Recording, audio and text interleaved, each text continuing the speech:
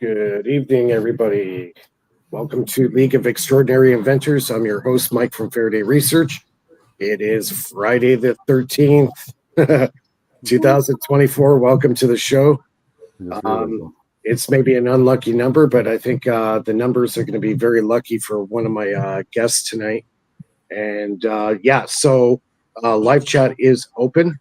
So anybody has any questions, comments for the panel tonight, you can do so in the live chat. We got our usual panel. We have Lulu, we got Philip, we got Nathan, we got Ben, and we got Mike. So welcome to the show. I hope everybody had a good week. Everybody had a good week? Yes. Yeah. Very productive. Yeah. Yes. Yeah, you guys been like on every night doing week. your own shows and stuff. Rough week, but yeah, not uneventful. Exactly. Yeah, mine's kind of been up and down like a crazy too. So it's super hot down here in Miami. I don't know. Yeah, it got hot here in Toronto. It was pushing 30 degrees today. It's supposed to get humid again this weekend. It said it got hot at 30 degrees. Yeah. That's Celsius. That's like 85. Yeah, about 85, pushing 90. Yeah.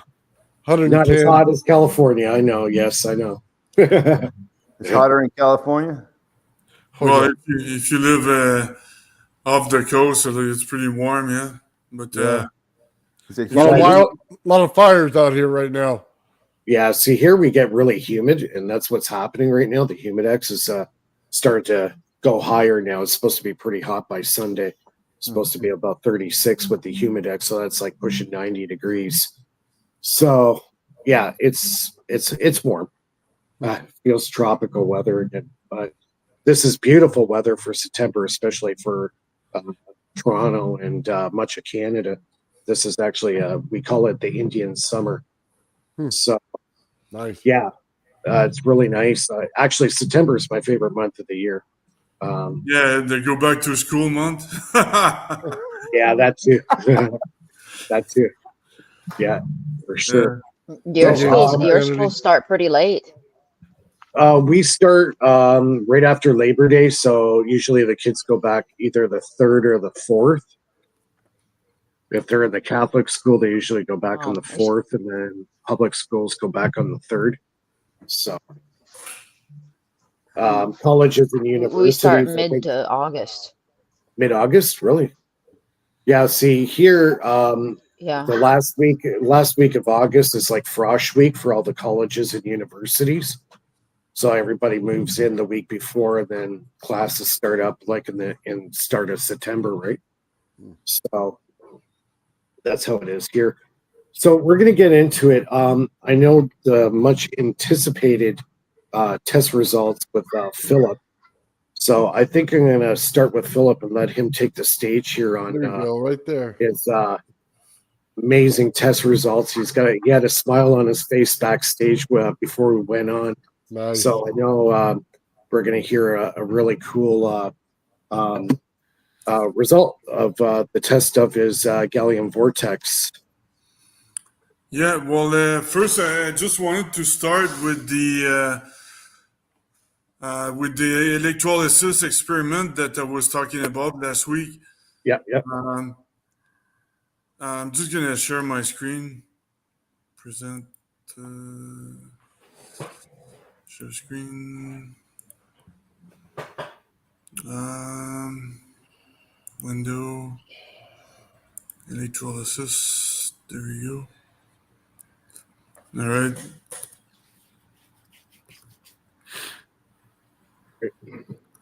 Can you see that? Yep. So this is the electrolysis experiment I did a few weeks ago. I didn't want to talk about it because I wasn't sure if people wanted to, some associate wanted to harness this, but it turns out it's public knowledge. So, I'm just gonna make happily the knowledge public. So I did the experiment.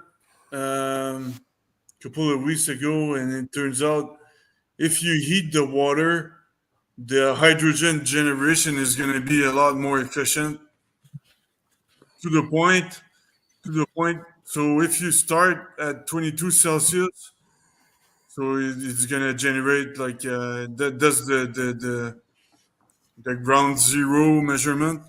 Right. But if you heat up the water to 35, you're going to increase the hydrogen generation to 150% after 10 minutes. Wow.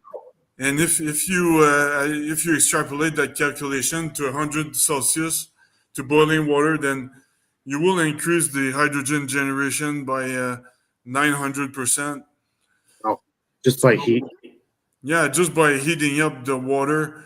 I didn't have time to do a proper Wow. presentation, but we can definitely harness that in. Well, that's easy in an engine. All you have to do is when you set up your canister, your electrolysis canister in the car, just put it near the engine block or near like a manifold or something that gives off heat, Yeah, and you don't have to put any extra heat in. You're harnessing the heat that the engine is generating naturally, right? So you're not putting anything Yeah. more into it. yeah, exactly. So Wow. you use the radiator's water or something like that.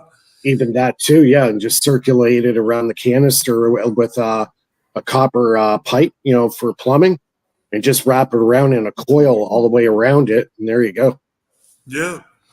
So no more fossil. I don't know why we're still using fossil fuels in 2024, but it's pretty obvious. But what led me to think about that? I didn't have time to put it in that show, but Kind of the way I look at it too, Phil. Even if it's a hybrid system. Now instead of having like hybrid electric, you could have hybrid hydrogen.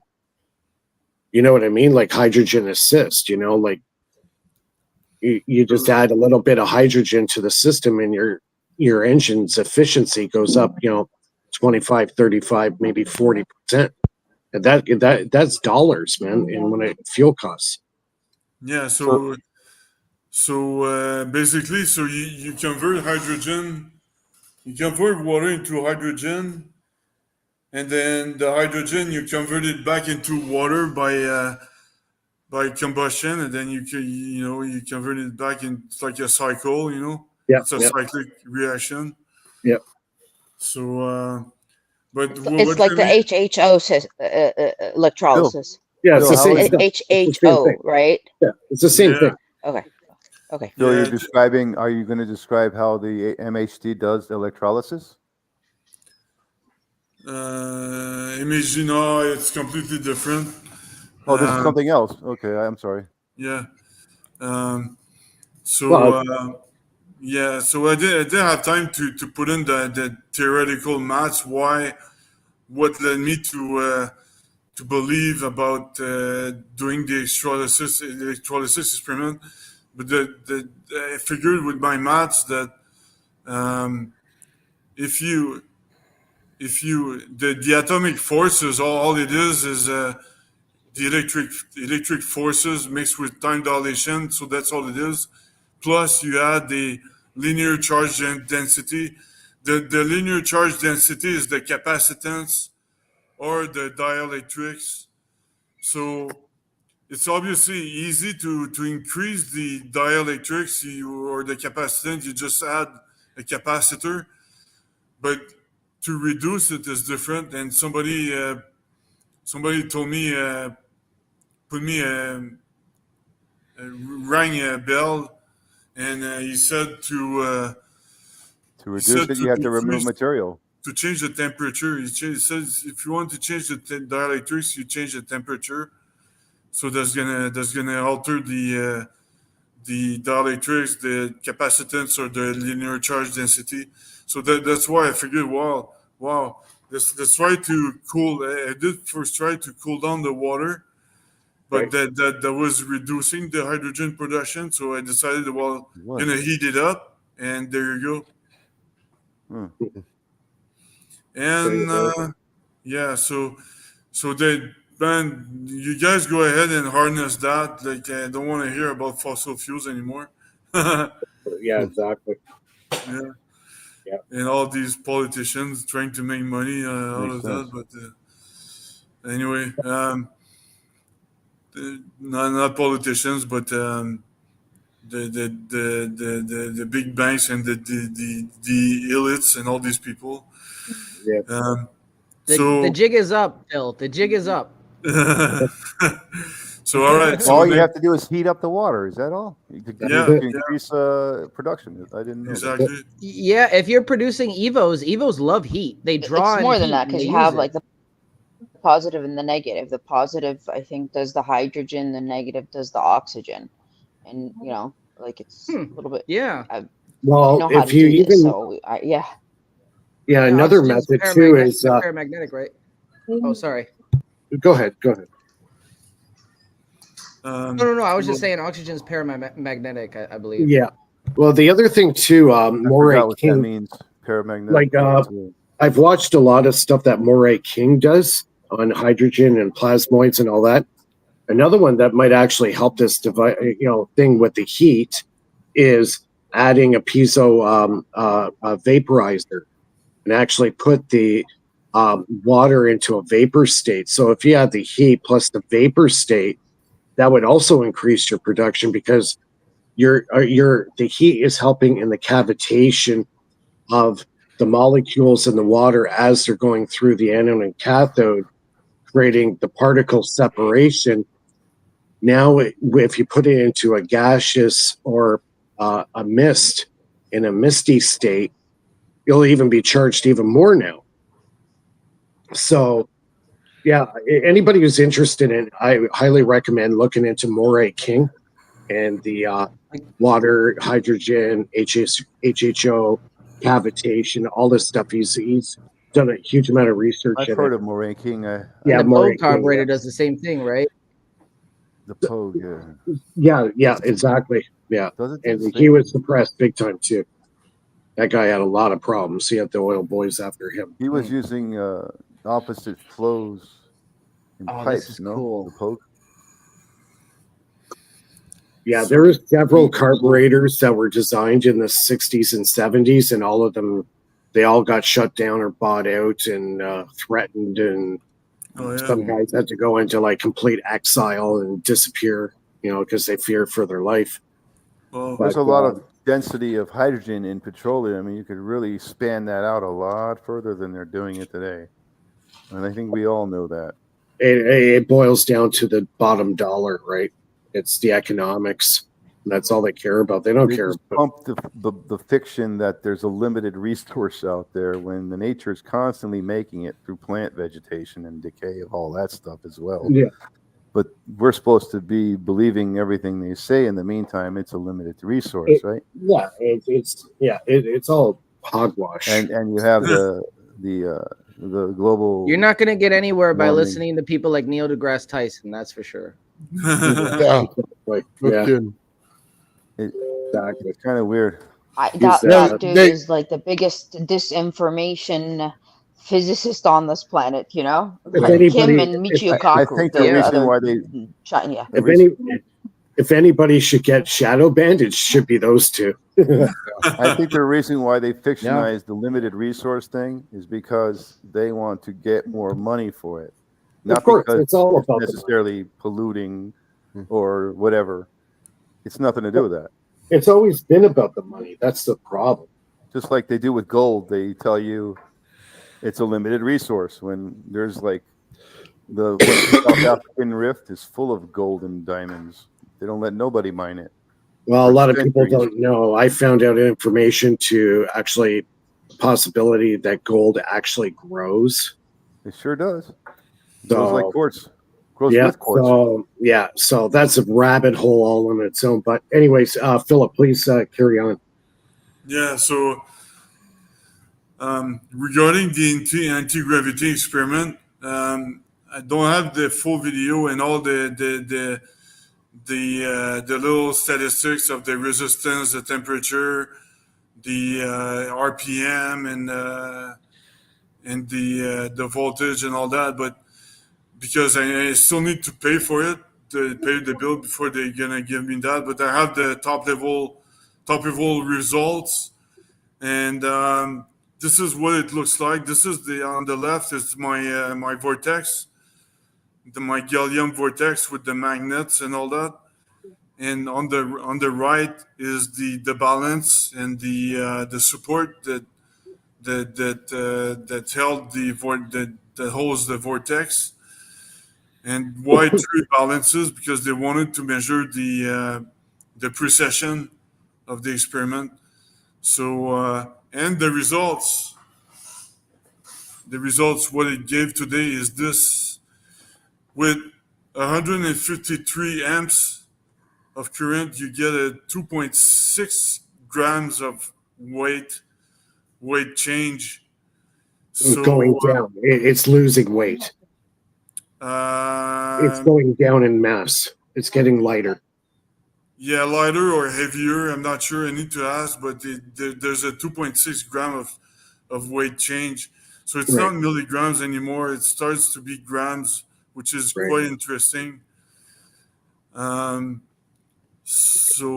I don't have all the details of the resistance and all that. They use the welder, Right. and but they don't. They for the electrodes they were using, 150 amps is pretty much the maximum they could use for the safety of everybody. Right. So there is a weight there is a weight change, but it's within there's some uncertainty. It's right on the edge of the uncertainty, but so I either need to increase the power for a better experiment or lighten the apparatus, but Right. it's kind of an extrapolation of what I already did. So I know it's gonna work if we increase to 300 amps, for example. Right. Now, if you were to do this, like, what Nathan's been working on, do it in a plasma state, will you get the same weight dilation? Because, basically what Nathan's doing and what you're doing, you're trying to accomplish the same thing, but in a different way. Where Nathan's doing it in the plasma state with the high voltage and the electrostatics involved, right? Yeah, it's in a charge state. Yeah, it's in a charge state. So you guys are on the same page. You're just in a different direction, I think. Yeah. Nathan's using more of the high voltage, where Philip, you're using the high current.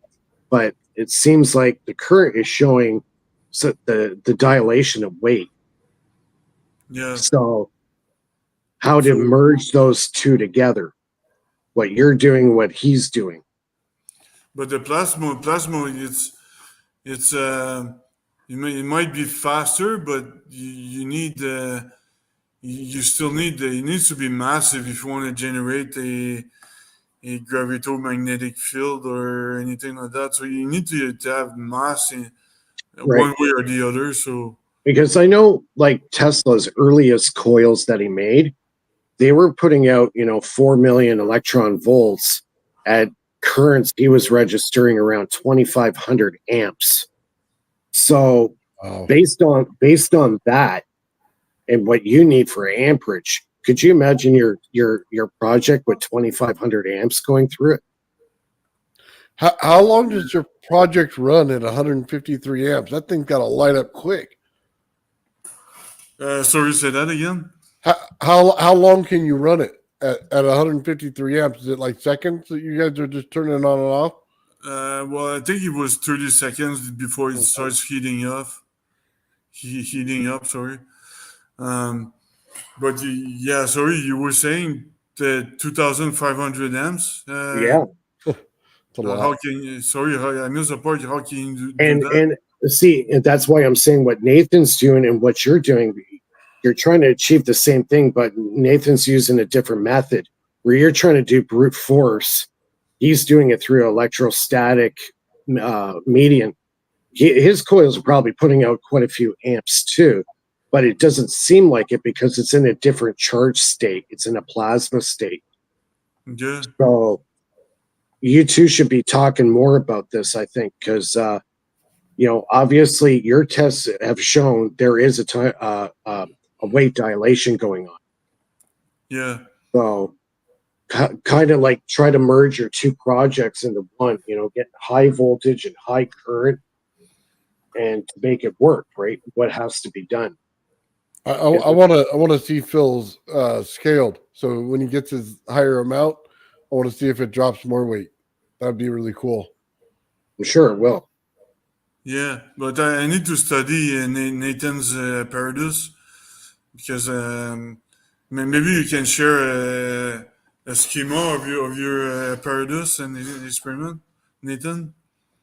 Yeah, I could do it next week. I'll have Yeah. it reset up. Yeah, because it's a separate experiment than what I'm working on right now.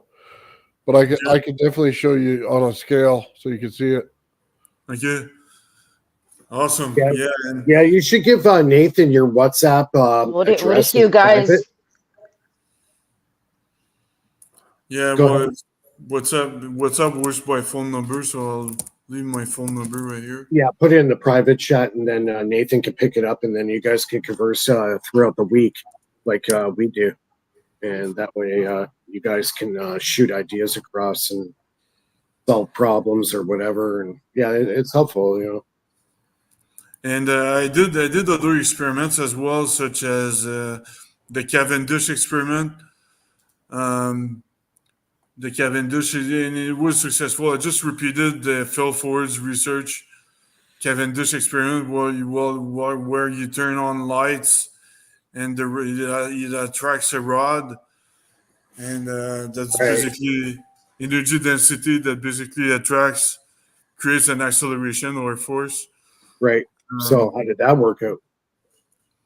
Yeah, and it worked well so I have a video I can show maybe if you want. Right now. Yeah, put it up. Let's see. Share screen.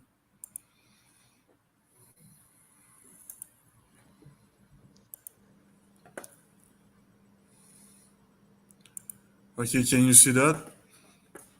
Yeah. Yeah. We got it. So it's fast forward 5 times. So now I just turned on the light. Right. The rod So- was pretty stable, and So is it a focus light, like a laser beam light, or just a standard halogen light, or what kind of light source was it? no, it's a LED light. It's not generating a lot of heat. It's not generating a lot of heat. It just generates pure light, So It's not going to following the change. light. It's not going to change the pressure of the air or anything like that because it's not heating up the air. But That's cool. yeah, It really moved. So was it turning towards the light source or going away? it was going towards. So it was pulling it in. Yeah, so it's Oh. attracted. It's attracted by the light because. Well, I don't think light- it's attracted at all. I think what's happening is it's displacement of the ether, and then it's creating the void and pulling it in. Yeah, well, I think it's more like the energy potential, energy density potential. There's more energy in one place, less on the other place, so you have a potential. So Right. that's what gravity is at the same time. It's a potential of energy, You could use that as some form of like warp drive too. Yeah, definitely. And one other experiment I wanted to try tonight, but unfortunately I couldn't. I'm missing a piece, an adapter. But what I want to try tonight was to measure the frequency of the magnetic field. Why would the magnetic field have a frequency? One sec, I'm just gonna add some. I'm just gonna.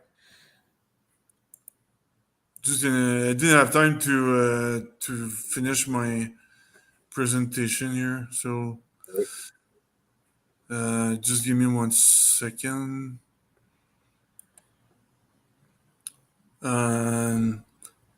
Yeah, so these centered, duplicate.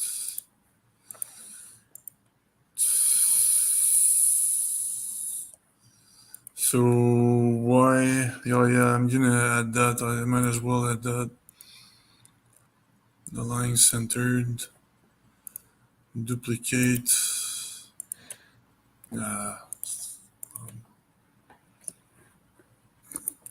And what is it? Oh yeah, electric Tesla. This one, the line centered, You gonna share your duplicate. screen or? Yeah, last one. Just one sec. I'll be done in just 1 second. Live chat's open, everybody. So if you have any questions, comments on Philip's results and tests that he did, please post it in live chat. StreamYard. All right. Just gonna present that. Share screen. Window. Presenting. All right. So.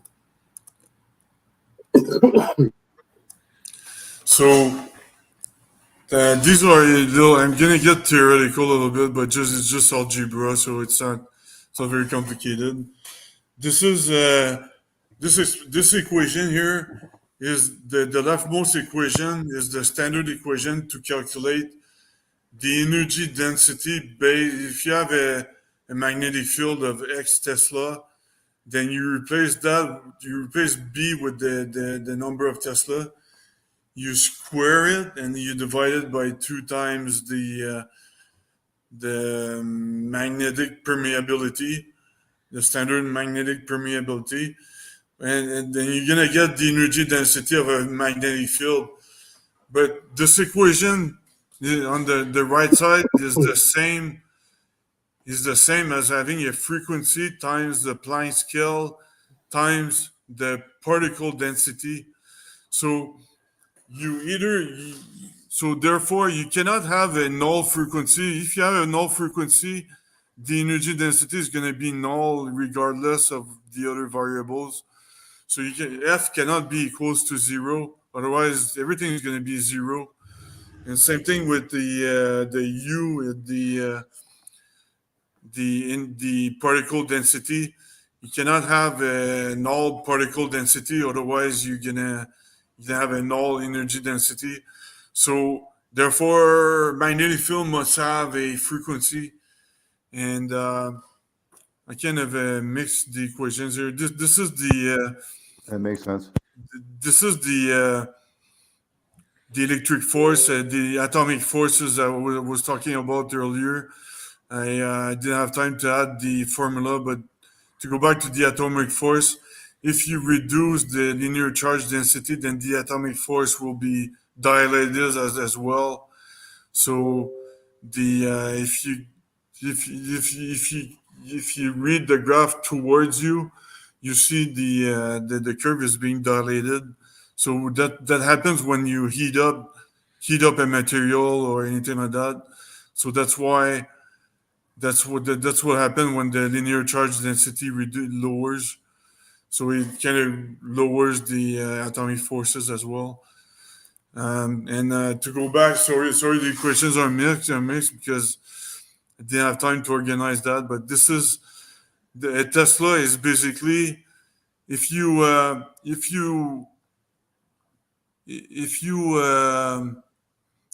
reduce the Tesla is just hertz times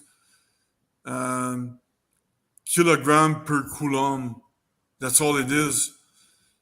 So there is a frequency and times a constant, and that constant is the square root of the the magnetic permeability divided by the gravitomagnetic permeability is going to give you the kilograms per coulomb. So, or if you prefer the energy that each coulomb has. So, and that constant is something around 1 times 10 to the 27 joules per coulomb. So each coulomb has a lot of energy. And that's what I want to confirm with my RF experiment, that I want to measure the frequency of a magnetic field, but I'm expecting to read a few hertz of a frequency change, so it's very low. I need to have a very extremely low ELF wave converter. So that's what I want to experiment tonight. And yeah, so I got theoretical a little bit, but it's just algebra. So just to give you an idea here. Yeah, that's awesome. That's great news on your experiments. Yeah, that So frequency should be real low. Yeah, very cool. Yeah. Yeah, That's great work. I'm gonna Very nice. organize it better for tomorrow for the APEC lab update. But I'm gonna try to perform the radio experiment by tomorrow. But I just need a SAM a SAM radio adapter to coaxial SAM to coaxial radio converter. That's all I need. Question for you, Phil. What was the the lab technicians that were working on your experiment? What was their reaction when they seen this dilation happen? Well, they see that there's still they said that there's still an uncertainty. It's right on the edge of the uncertainty, and so they said that we need to either increase the current, or lower the weight of the apparatus or something like that, or improve the precision of the balance. Right. So they said there's still work to do, but for me, it's just an extrapolation of what I already did. So I know it works. So it's done in a professional lab this time, and we have numbers. So Right. yeah.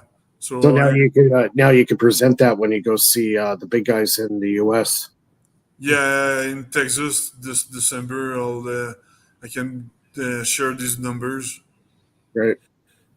So Are you going that's to bring both experiments? Well, yeah, I don't know if you can, but you're just going to present, right? You're not going to ship it to them, or no, what are you no. gonna I'm do? just gonna bring the videos. I'm not gonna bring the. No, I'm not gonna replicate the experiment over there because it's a big magnet. I can't carry these magnets in the luggage. Yeah. You get flagged. Yeah. They'll just pick it up at the airport, remove it from my luggage. That's what they did for some charger I bought in Hawaii. They just I wanted to bring to Washington. Yeah. They just picked it up at the airport, and now they pretend they can't find it anymore. So I can't. What about driving? They're That a bunch of way, like, feelers, man. what about if you drive down here? Yeah, they That's- lose your luggage. Yeah. Yeah, That's a long way. I can drive or take the train or the bus. Your luggage. Because like you would convince them way better when you have something visual, because their their positions they're not that intelligent, at the end of the day. Yeah, honestly.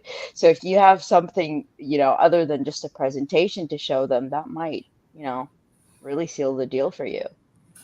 Yeah, but we just have 2 minutes pitch, and all we were allowed is some sort of PDF. So I can't even play a video. I can only show images. Yeah. Unless I have a booth and. I think the fact that you had it done at a reputable university, and you got numbers and you got academics that can back you up on the results, that gives you credibility, right? Yeah, exactly. Yeah. Oh, yeah, yeah. Mm-hmm. They're still. Yeah. So. That's so cool. Yeah, it's really cool. So now we're waiting for your experiment. We're all curious about your experiment, Nathan. Oh, here, I got something to show you then. Yeah. Let me share a little bit with you. So it has to do with heavy charge, right? So you'll just see it down on the bottom of the screen here. I'm just going to drop off here, and I'm going to let Gerald jump in here. He's, You want to No, pop my thing on? I could drop off if You you'd want- like. Yeah. Let me Yeah. do that. Okay. Yeah. Well, let's switch up. Get Gerald in here because I know he's all into this as well, right? All right. Okay. See Thanks, you guys. Lulu. You're Hey, real welcome. quick, Mike, can you? Yeah. Well, I wanted to show something because can I present it? Yeah. Yeah. We can do that. Because I can't add it myself. All right. So nice. Oh, I just thought that was. if you look over to the bottom right, you see the forces putting down on it. There's no plasma. It's strictly done with heavy charge. So I'll rewind it so you can see it.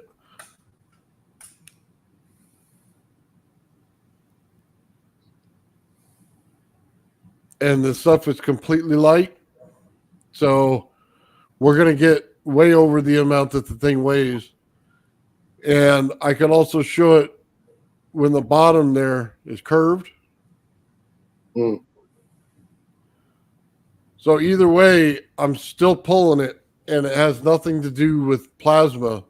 It's all has to do with the charge, and that's a state you get to before you get to the plasma. So anyway, that's it. It's a simple process. It doesn't take too long to set up. It's just you have to be able to take out the plasma and get to a charged state in it, and then it pushes down heavy pressure on it. So the whole thing weighs less than a pound, and it'll put several grams on the scale of force without a problem. Right on. Cool. Very cool. Ben, have you got something to show or? Not really. I mean, I have the PWM hooked up to the coil, but I mean, it's only getting about 76% efficiency at this point. Right. So it's not doing anything in particular. No magnetic field being generated, at least not at the frequencies that I've been putting into it. I haven't tweaked it yet.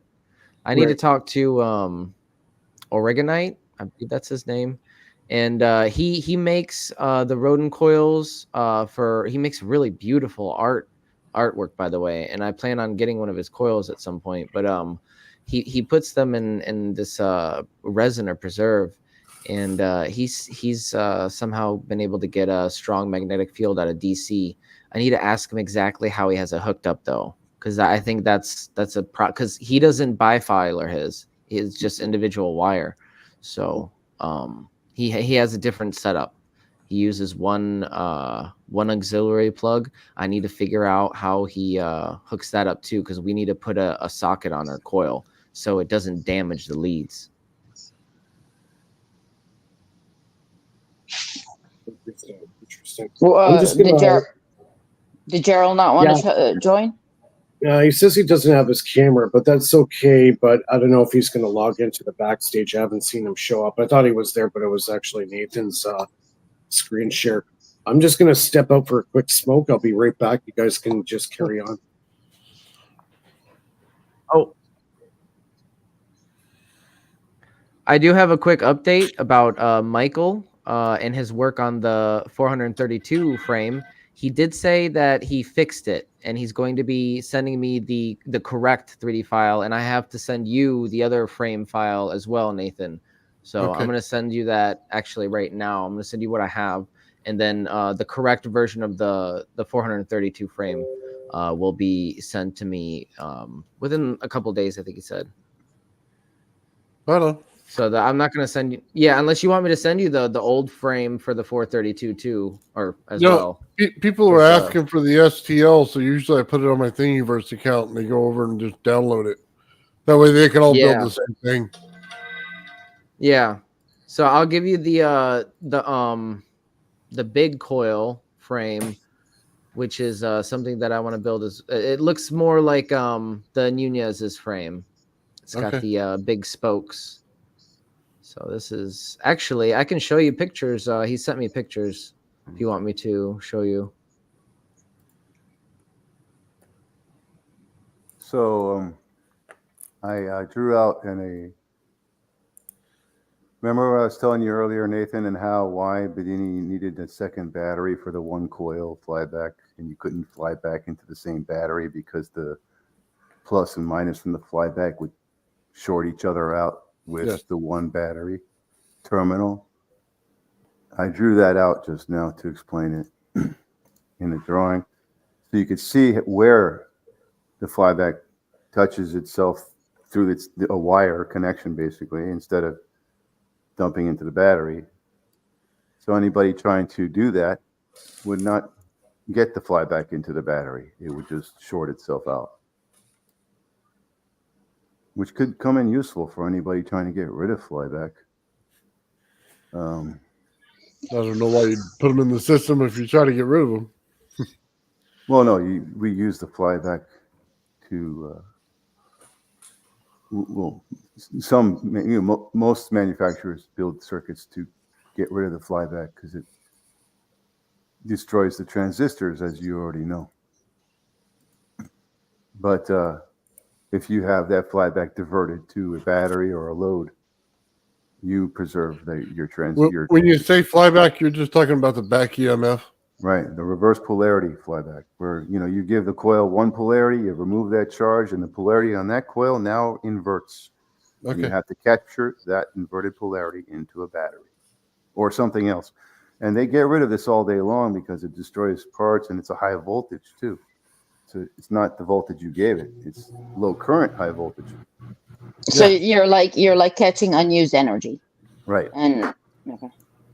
So I just drew out exactly why Bedini needed the second battery with the one coil system, and this explains why the two battery, two coil system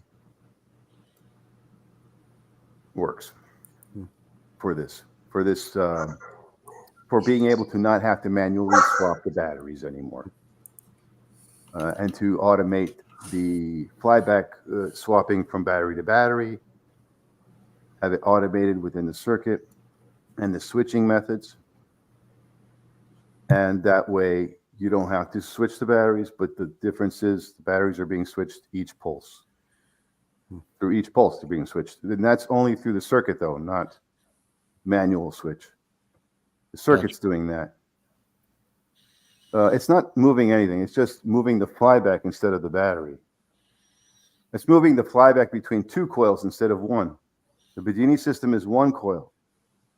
I added a second coil and kept the two batteries to overcome the need to have to manually flip the batteries. And I added 3 switches to the one switch. He was switching the negative from the source to the coil. The positive was jumped to the coil, and he was switching the negative to pulse the coil. And the flyback would be inverted polarity on that coil dumped into a battery, the other battery, and that's one coil. Yeah, man. You know what I saw that was interesting when people did Bedini motors is they took a roller skate wheel or a inline skate wheel, the blades or whatever you want to call them, and they used that and they drilled holes in it and put the magnets in there, and it was only 4 of them, so it was cheaper to make and it was really small, but it still worked the same. It was a cost savings. It was really interesting. Yeah, that works. All you need is a wheel that you can get attached some magnets to and a coil, a single coil and 2 batteries. Okay, Nathan, I sent you that email. The other battery will capture the inverted flyback from that coil. But that system, you have to keep switching the batteries once one battery empties into the other. Right. Well, the double pole switching on one battery. Yeah, you were talking about the 2 batteries and you go back and forth and you had 2 flybacks above them, I've seen that one that you got. That overcomes that need to have to switch anything. Yes. And there's no shorts amongst each coil and its flyback to itself or anywhere else. So the flyback is actually going into the other battery and not into a piece of wire as as it would if you only had one coil and one battery. And Bedini knew that. That's why he had the second battery. I just recently figured this out.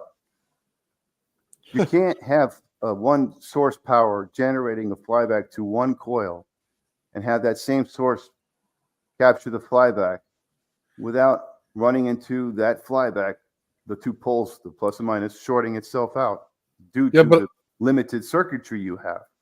I think he had had the single switch. He was only switching one leg, not two legs. He wasn't switching the plus and the minus. He was switching the minus only.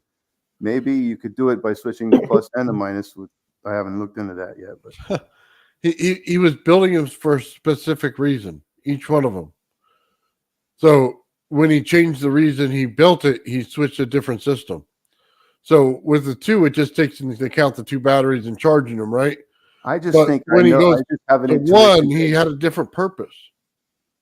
I feel like he tried to do the single battery flyback system, even though he never talked about it, or not that I know of, but he might have. I don't know. But Well, he wanted the two because he can chain the secondary charging battery to like 5 or 6 extra batteries. So he could charge all of them at you once. could do that anyway with the single battery, single coil system. Only you could do that as well. Only thing is, the flyback is going to short out to itself through the positive terminal of that chain of batteries.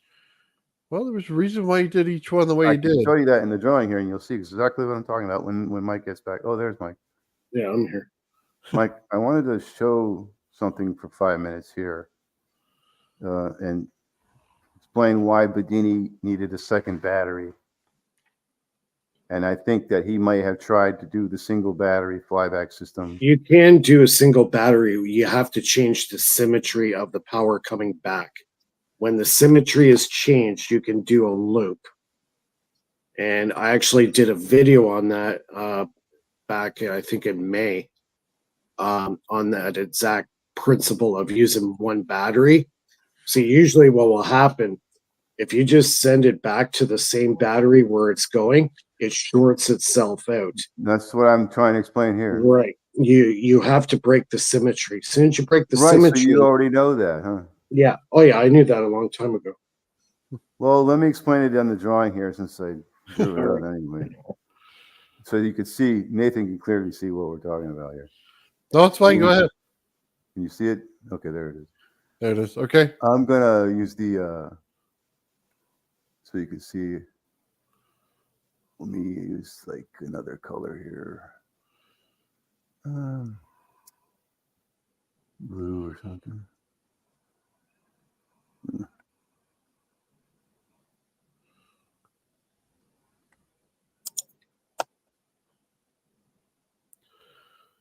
Okay, so right now you can see the battery charging a coil, right?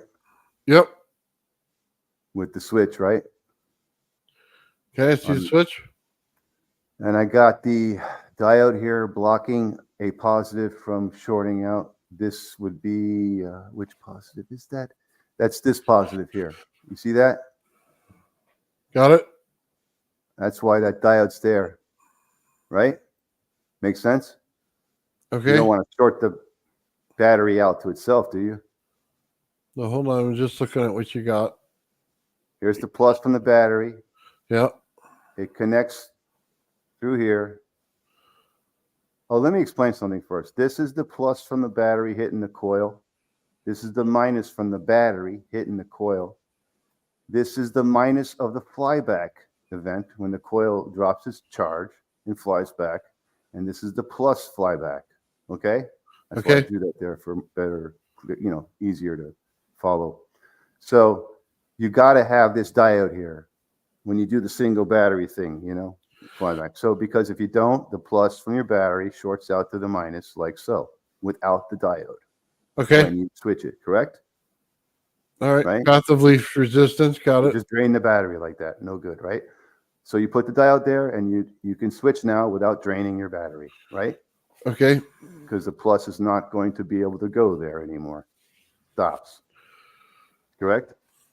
But Yeah. that's a high voltage diode, and it still will block the low voltage 12 volts, and that's why I'm using it. And I think it's done it before. I've seen it done. So it's also high voltage for the negative flow portion, which is required to. Okay, so now the negative flyback or the positive flyback is here, right? And it's going to go out the diode into the battery, right? And the negative flyback is going to go through the diode into the battery. I messed up here. I should have drew another channel going down this way. Yeah. Okay. There's actually an easier way to do this. You get that though, right? That's the channel I should have added. And the negative flyback can get to the battery, and you could still switch.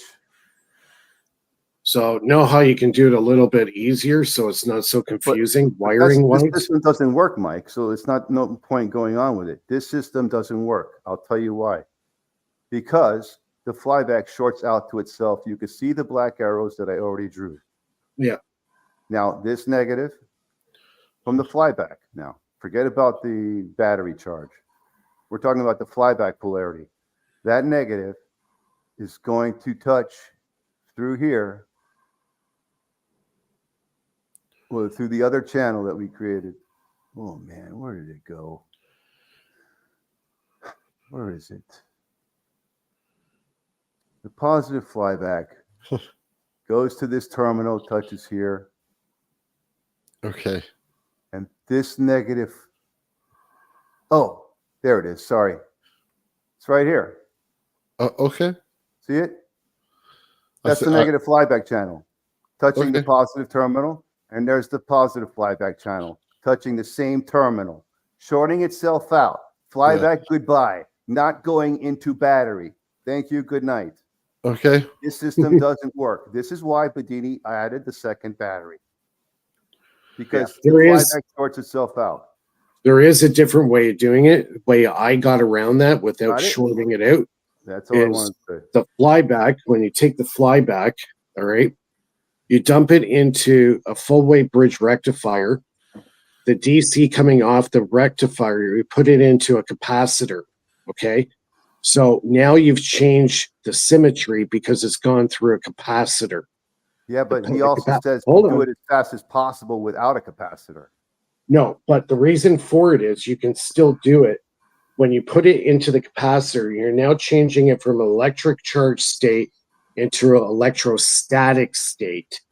Now, right there, the symmetry has been broken. Correct. Okay. So now the power coming off the capacitor now, I put it through another full wave bridge rectifier again, and then I can take that back and feed it right back into the same battery. And it doesn't short it out, and it does charge. I would agree with that, yes. But I still think it would be better if you could keep the radiant going, like the what do you call that? The inductive reactance, the reactance field, and not change it. Keep the reactance. Don't convert it. Don't change it. Keep it. Or you only convert it if you're going to be able to use it right after it's been. Well, capacitors are very reactive, because you've changed it into an electrostatic state. I don't think there's a way to use the reactance. Is there? Well, don't forget now it's in a different frequency. The symmetry is totally different. So now it's like you got two channels, one channel going out at a certain frequency, and then you got a different frequency coming back into the battery that doesn't interfere with the wave coming out of the battery. So I was able to run the motor no problem. Usually, if it dead shorts, the motor starts slowing down. It gets bogged right down. Mine didn't do that. If anything, the motor started to speed up. Because the transistor will short out too. I don't use transistors, so yeah. But that's just my 2 cents on that one. Well, it just occurred to me why he actually had the second battery. He needed to get it away from shorting out that flyback to itself, I think, Right. because he only uses one coil, and when you have a second coil, you don't need. It's even better because you can isolate. You can avoid shorting out the flyback from each of the two coils by having an extra coil. I was just gonna say, Phil, I was excited. I wanted to see your thing scale up. I'm excited to see the amps getting that weight reduction. You know what I mean? To see how it scales, so that I can measure my scaling of my like a charge state, and see if it scales the same or not. Because my weight difference in yours is way different. Yours is like pounds of weight. Mine's like grams of weight that I'm working with. So this is Gerald's picture he just sent me. So I just posted it, so you can kind of take a look at what Gerald was working on. Looks like a ZVS, no? Sort of. Yeah, he just went to the washroom. I believe he's going to be back in a minute. But I just figure I put that up for you so you can see his circuit. So hopefully you'll be back momentarily. What is going on with this thing? Why is it orange? Where's his normal? Oh, I don't know. I was going to say that too. Yeah, he's lost his photo or something. Got me all confused. I didn't know what you guys were talking about when you say Gerald's there. I didn't see his thing. Yeah, he's in the live chat there. He just went to the washroom. He sent me a photo here, so I just posted it on the screen. So this is one of Gerald's schematics. But yeah, like looping a motor to me now is kind of redundant, especially like pulse motor. It's totally redundant. So you like to send the power back in constant DC, kind of, huh? Well, as long as you're changing the waveform or the symmetry of the power going back in, it doesn't short itself out, right? There's a couple ways going out and constant DC going in. Right, you're rectifying it and putting it into electrostatic state. That makes sense. When it comes out, then you're actually going to dump it into another full wave bridge again to straighten all the waveforms so there's no distortion there. And then you just pump it right back into the battery. The battery doesn't even know it's there. I was doing the similar system, but the other way around. I was using capacitors to source power to the flyback driver and sending the flyback to the battery. And I was using the battery to fill the capacitors. Yeah, that's fine, but you have to rectify it. Yeah, the diodes were there. Yeah, the energy coming back into my system wasn't rectified. It was blowing my stereo. Oh yeah, it will. It will. Let me ask you, Ben. Right, why is it going back into your system at all? Why is that going back into your system? What's the? If there's no diode. Yeah, there's nothing. There's nothing. I understand that part. That's not what I'm asking. Why is it just not a circuit that sends it out and doesn't receive it? I'm not sure. It doesn't have a diode on it, probably. That's not what I'm asking. It's some kind of inductance. I don't really understand. No, I'm asking in the way that you have the circuit built. Why is it not an exit-only circuit? There's no diodes on it. You're not understanding me with the freaking diodes. I don't care about the diodes. Well, they call them. Why is it for a reason? That it's returning to the diodes? They block the feedback, Nathan. It's called blocking diode. Well, that's what I'm trying to figure out. Does he have a feedback to the amp that's separate, or is it feeding back on back EMF? Which is it? He doesn't have the circuit, the PoE circuit, the vortex coil doesn't have a diode on it. Not that I remember. I didn't see any. I didn't ask for a diode. I'm asking about how the circuit's set up. Why is it returning to the actual amp? Is there a circuit to come back? Is there a circuit that returns it? Feeding back into it. No. You guys don't understand the question. The only thing that I have is a single breadboard with the power going in from the input from the output of the coil from the breadboard, and that breaks off into a rectifier, but that doesn't rectify the signal going back, the negative.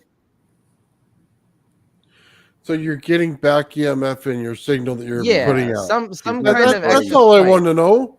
You guys make it sound like it's a separate circuit coming back. That's what you make it sound like. No. We need like a separate thing to prevent it from like spiking backwards, but I don't have that diode on it. Right. Yeah, that's what I need. That's me and Mike were discussing that earlier. To put a diode on Just the put a stereo diode on the plus terminal, and it should be fine. And I'll also put a resistor on there too, so it blows out if anything happens, it'll blow out the resistor as well. So but I doubt with the diode it will. This is why I'm asking you the question, because now you're talking about a resistor. Resistor makes it when it comes back to it. That means, never mind. You guys act like it's two different circuits, like there's one pushing in, one pushing back to the receiver, and it's supposed to flow that way. That's improper. It only flows out. It's exit only. Therefore, you only need the diode. You don't need a resistor. Okay? Right, resistor is impedance. So therefore, it'll stop it. Whatever. You're not understanding. We're in two different worlds in circuit building right now. Same world, Nathan. I can guarantee you that. It's still Earth. No, because you're talking about a loop system, and you're not a loop system. You're an exit only system. Okay? You're not looping it back to the original source. You're getting back EMF, therefore you need a diode. That's it. That's the whole crux of the whole thing. You act like it's a loop system, and it's not a loop system. The PoE coil it's a spike of back EMF or whatever. But the way you describe it is a loop system, and you got to stop doing that. No. You just put a diode there, and you'd be fine. If he was pulsing it with DC, it would create a flyback. If he was giving it AC, I don't think so. Not so much. Wow. Okay. Well, their system is a closed system, right? If it was an open system, you wouldn't have that problem. You have to give it a pathway out, right? Well, that's all I'm trying to figure out. Because to me, I would set it up a frequency generator or circuit method. Yeah, it is using the closed circuit method. The PoE is just two coils in a capacitor. There's nothing else in there. It's just the way it's wound. I'd shoot it in and put a diode on it's a simple, so it can't it's a get back simple EMF. solution. It's a simple solution. You guys are both 100% right. It's a simple solution. And when I thought about it, I was like, oh, that's so simple. I'll do that next time I get a stereo. I'll just put a diode. It should have hit you right away as soon as the coils I don't know why I didn't think about it before. You had back EMF. As soon as those coils crossed, you knew you had back EMF. You can't avoid that. You had to diode it. Yeah. No, I didn't understand. I didn't understand that I could use a diode. Like I didn't think about using the diode. When the stereo went out, what were you feeding it? It would work. You know what? That's all part of learning. I've blown many things up. I've blown up a lot, right? So sometimes you have to learn the hard way and have a capacitor blow up in your face before. Oh, okay, right. Sorry, I'm not trying to be harsh. I'm trying to figure it out, and it didn't make any sense. I'm sorry if I was harsh. Ben, what are you feeding when your stereo blew? What power supply were you using? AC or DC? It's just the way we describe it. Were you using the stereo, or were you pulsing it? We're not communicating it well. That's all. We need to communicate it better. He turned the stereo frequency all the way up. Oh, so it was it was AC. He turned something all the way up. So and not only that, I panned it all the way to the right. So the one terminal was getting all the power. That might make it like it was maximized to asking for it. And was it heating up? And was it heating up? Right? Because if it's a closed system and you got this back EMF going backwards and forwards, where's the energy going to go? Is the energy, where's the energy going to actually go? No load. Right? So, because you got a closed circuit, right? The energy's got to go somewhere. So either it's going to create hysteresis. That's what I was thinking. Heat, right? Yeah. Well, he's got to pull a load on the other side so that he can get it to pull out. Right. That's what he needs. Right. Yeah, the coil doesn't heat. The coil doesn't heat up. Back EMF away from your supply. Yeah, that's what he needs to do. The stereo amp is the one that's. That's what the load's for. That's why Gerald puts all those lights at the end so that he has a load, so that it can use up the energy. But I found I like calling it a ballast. I found because, you know, I found a perfect candidate for our next phase of stereo amplifier testing. I'm only asking, Ben, because I'm going to build the So same we'll just put a coil, and diode on there, and then I'm just figuring it out with you. We'll give it another go. yeah, you just, if you have a closed system, Well, you I don't have want to you to have- make the same mistakes either and blow up a bunch of stereo amp receivers. Oh, I won't. Trust me, I They get won't. expensive after a while. I'll do it on purpose. I won't do it on accident. yeah, we learned that mistake a long time ago. Yeah, I so burned I mean, about I think $100 of capacitors, about $500 worth of transistors, I think we'll be fine with just putting that on there, and then no coils.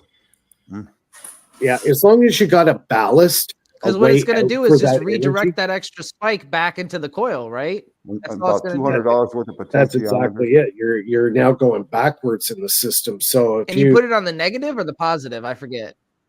I would put it on the positive personally. I believe you put it on the negative, but Mike said you put it on the positive. The I put diode. it on the positive. Put what in the positive? The diode. Yeah, Oh, I usually no. Bedini was switching the negative, but the high voltage diode was on the was pointing towards the positive of the battery Is there a specific diode or like rating of diode? 1N4007. Or just any old. personally the best way to do it is put it through a full weight bridge. Ben, they have a pack you could buy. It has a rating system on it for each diode, and I think it's like $10 at Amazon, and it'll give you a whole box full of diodes that you can use. Yeah. Mike, that full weight bridge don't have to be high voltage. Do you know which? Yeah, they can be. Yep. Use high voltage. Like different variety pack. Okay, yeah, that's a good idea. Ben, I had a question about the frame for your coil. How many notches did it have on each round, like the round discs, like the little notches? I found something with notches. You see this? But it's made out of foam. 28. I have to double check, but I believe it has 28. Okay, this one's 24. Let me see. Yeah, it might be 24. Let me double check.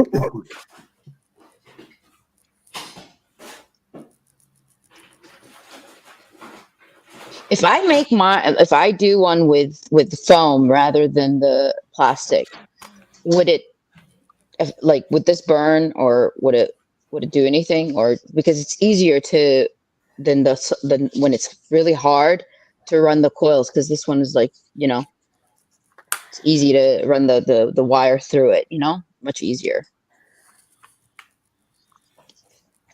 You're building a vortex, Lulu? Well, I would like to. As long as I'm trying to connect different pieces. As long as the wire is light enough, as long as the wire is thin enough and light enough that it's not going to put enough strain on the frame that it's going to bend it, right? Because it is a little flexible. But if you have a light wire, I don't see why not. Okay. And I saw there's 10 of them, with the round that connects all of them. Okay. All right, we'll see. The spokes, yeah, for the turns, where you turn. So 12. Sorry, I have 12. No, they call them nodes. You should have 11. The newer coil that Michael just made has 12. But the notches on these things, how many of the notches do you have?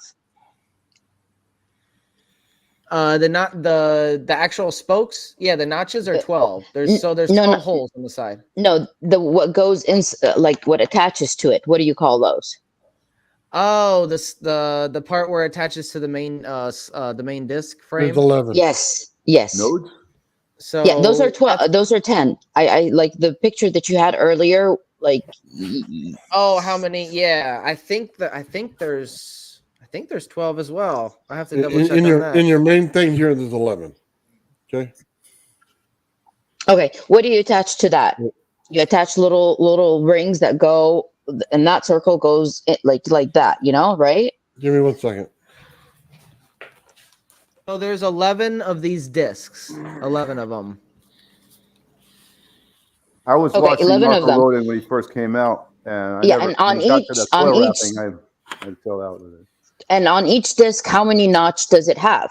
How many like the little things, the openings where the wire should go? Yeah, you just said 12. Yeah. Okay, I think you're misunderstanding. When let me get the here this wire. If let's say I had 12 of these in a circle, like in a circular formation, 1, 2, 3, 4, 5, 6, like with a circle. The notches that the wire should go into, like He let's said say this one. 12. Yeah, Oh, there's that's 12 of 12. those. Yeah. Oh, okay, And then okay, there's okay, 11 okay. there's 11 discs for support around the main. Yes. Okay, okay, got it. To 11 and 12. Okay, got it. But Thank you. that number is And going how to many vary weeks does it depending take to on your wrap that? frame and size of frame. So, I mean, I'm not sure you have to keep the spacing right, but there's a way to make your own frame. And I can send you a link to Jordan's video. There's like a video that he made where he just walks you through the process of on paper, making sure everything is spaced out correctly. And then you can Okay. just transcribe that onto a 3-dimensional plane. And what's the gauge of the wire that is recommended to be used? Anywhere from 28 to 16 I've seen, but for smaller coils I would go like that one. I would go like 28, maybe something really light. Oh, What do you think, Nathan? 28. Yeah, Even that's because going it to be is real going to be heavy. flexible. Yeah, The way it's wound, it's going to be heavy. It depends. Yeah, you might have to do it like I mean, there's a way to do like a light wind. You know, like what do you call it? I wonder if I can show you. And this is called magnetic wire. Yeah, enameled. Okay, enameled. Enamel coated magnetic wire. Magnet wire, not magnetic, but magnet wire. They call it Enameled magnet wire. magnet.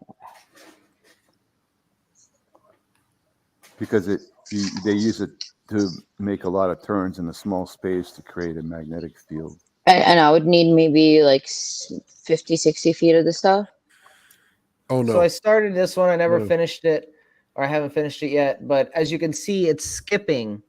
You know, the spacing is a little lighter. It's skipping one of the grooves. So I mean, there's different patterns you can do. That's like a light wind. Like putting a puzzle together. Yeah. Which one are you looking to build, Lulu? I don't know. I'm gonna build something, but I need to start like gathering the supplies for it. That's why I'm asking what do exactly I need first. One of the best builds that you could do for the start is, you know, those little donuts you buy, they're plastic for the kids' toy, and they have that little post and they go on there. If you get a pack of that little donut in there, you can wrap the wire around it, and it'll be the same kind of coil. I like You can They make use these little sewing needles, or with the little, what do you call those needles to poke in there? And you can make a mark rod and dots coil and out of that. stick needles in there, so you have your markers. I just found this. Is this is in my drawer. This was one of those things that I use for my like inflamed joints. I squeeze it, but I'm about to use this and apply this. I just found it the other day, so I'm like, yeah, I'm gonna use this for something like for a coil, maybe. That's that's the stress toy, huh? Yeah, well, it's not just for stress; it's for like helping strengthen your joint, because I have inflammation in my joints from years of working at a chat agency and just being, you know, nonstop typing with like no breaks. It was hell. Let me tell you.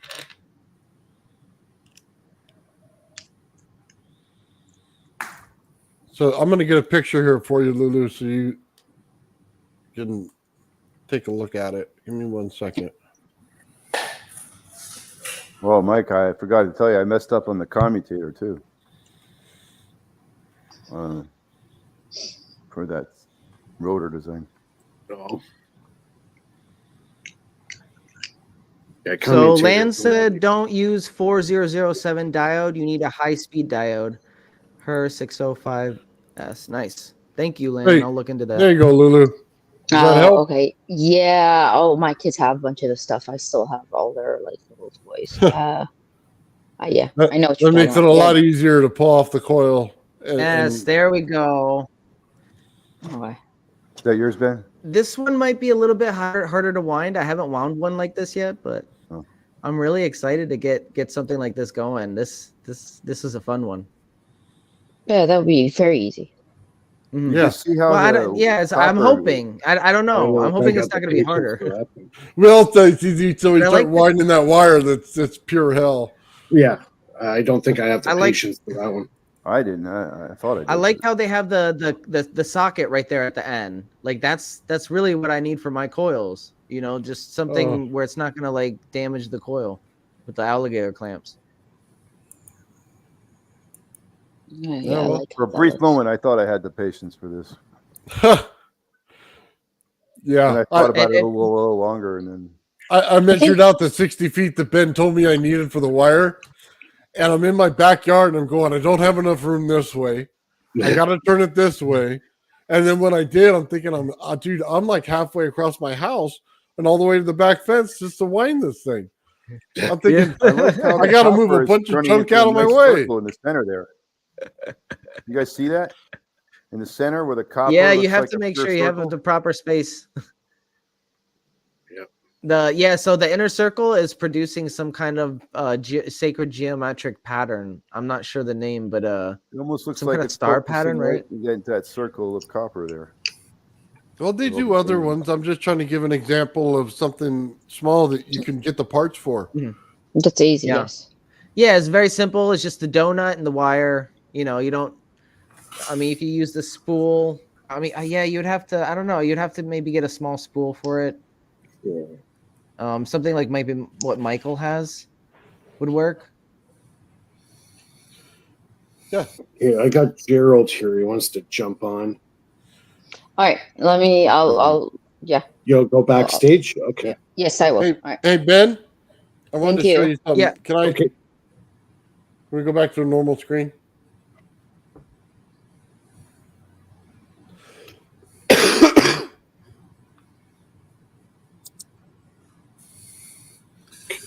I was thinking initially of using a ferrofluid and put it in the toroid for my experiment initially, but I wasn't sure if it would be working. You know, a ferrofluid inside a toroid. So, but I ended up with the winning solution, I guess. Never know But- till you try it, Phil. And fair fluid's fun. Yeah. I wanted Yeah, to. you Yeah, never know until you try it, and you get a lot of fun with that stuff. Yeah, I'm gonna try next time when I have time. Mike, we all got to pitch in and get you a StreamYard account for more users. I know. Was it once a year? Yeah, I think it's yearly plan or how's it work? It's like I don't know. I got a year for $250. It was 20 guests, I think. Yeah. So we got Gerald on here. Hi, Gerald. Gerald, how you doing? Hey, how you doing? Hi, Joe. What's you hear me? new in the Gerald's labs? How you doing?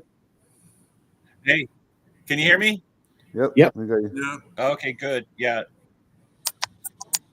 Oh, I haven't been doing much lately. I've just been trying to actually, get back started into some new projects. It's been a while since I've been working on stuff. So I'm just more curious about what everyone else is up to. Okay. Who's going to start? Philip, just kind of give them an overview of what you've been working on. Yeah, well, what I worked on a few years back, and I think you saw some of the dates on it, was like I took the Bajini style of the symmetric circuit and tried to build a nice motor controller, run it really efficiently. The key thing I came up with was kind of a hit and miss kind of drive system for it. So once it reached a certain RPM on the motor controller, it would back off on the power on the phases, and then it would actually find a very efficient way to run at a very fixed RPM, kind of a max RPM kind of situation, which allowed me to run at a very efficient setting algorithmically with the electronics without any kind of computer control. So it was kind of a neat trick, and I was able to get the circuit run at close to 99% efficiency. I could take that controller circuit. I had 3D printed a motor for it, stator, and wound a bunch of coils, and was able to get it to the point where on literally like a few, tens of microamps, it could just run and run and run and run continuously. And off of the 10,000 microfarad capacitors, it would run for like 15 minutes. And it would hold RPM for a while until the voltages started to drop. And it would just basically all the power that went into the coil, whatever came back out as back EMF, went to the other phase. And I showed that schematic. Did you guys see the schematic earlier? The other phase. Yeah, we've seen so that. that Yeah, I posted Were you it. doing the SG? The back EMF into the other phase, that would then charge the capacitor up a little bit, and then it would use that to drive the opposite phase, and then it would bounce back and forth. And so all the back EMF kept bouncing back and forth between the two phases. That circuit you were using was similar to a ZVS. But I never found any excess energy, and that was what kind of led me to kind of put a halt to it. There was no excess energy. Well, if you get zero loss, you don't need excess. Yeah, if it just keeps running, yeah. Just Well, don't demand more than the load can handle, and it won't stop. I mean, if you demand more than the torque is offering, you're going to need excess. If you don't, you're not going to need excess. If you demand less than what the torque offers, you don't need excess. You just need 100% efficiency. There's this delusion of people have of over unity. When you have 100% efficiency, it means you have no loss. So what do you need excess for? Just don't draw more than the 100%. Yeah, well, you're also getting excess energy. You're also getting excess energy from the mechanical power. Like mine's more based on Newman's design. So most of his over unity was coming from the fact that, he's using 460 volts at 50 milliamps, but the rotor weighs 7,000 pounds. Right. So what I'm saying is, you got like 100 pounds. Yeah, he also used a very Newman used a very high voltage system, and that's what I was going with. I used 50 volt capacitors. I used 4 lead acid batteries. So I was running basically 48 volts supply. That's what I use for my very Renegade. High voltage, very low current. Yeah. So I was able to get, the super cap banks you can buy on Amazon. It's I think it's 6 or 7 caps, 80 farad at 16 volts. Okay, I got my Renegade to run off those capacitors for 4.5 hours. Yeah, that's about what I'm getting. Yeah, 4.5 hours out of a 7 amp battery on a 27. No, I'm just talking a capacitor coil. I'm just running it on a capacitor. That 16 volt 80 farad super cap bank, it will run my Renegade for 4.5 hours. I'm sorry, it was a 9 volt battery. On super caps, yeah. I didn't have super caps. Well, a 9 volt battery seems to hold 4 hours. Also, when you're powering an Adreno with it, it runs for 4 hours. A 9 volt. Well, battery. The 9 volt batteries I was running mine with, I've had them for a year and they still work. Like I could hook up my device to it now and it will still run on dead batteries. Well, what I'm saying is, if you give a system 10 million, I was trying to avoid batteries. I wanted to do the pure solution with just capacitors, because batteries have weird behavior in chemistry. Yeah, well, you're going to want to. Capacitors are better, right? For the reactive power, and then batteries don't handle reactive power that well. But if you would call the spike reactive power, the batteries seem to handle that one pretty well, because there's not a lot of current behind there. So the batteries are very good at charging at low current trickles or whatever. Yeah, that's why I changed the symmetry of that power coming out. That's why I put it into a full wave bridge, into a capacitor, into another full wave bridge, and then charge your battery. That conditions that signal going back to the battery. So the battery is going to absorb that power without getting jolted. You know what I mean? Yeah. Another reason to go high voltage and low current is every diode drop is a loss. So the fewer diodes you have, the fewer losses you get, especially with the high voltage.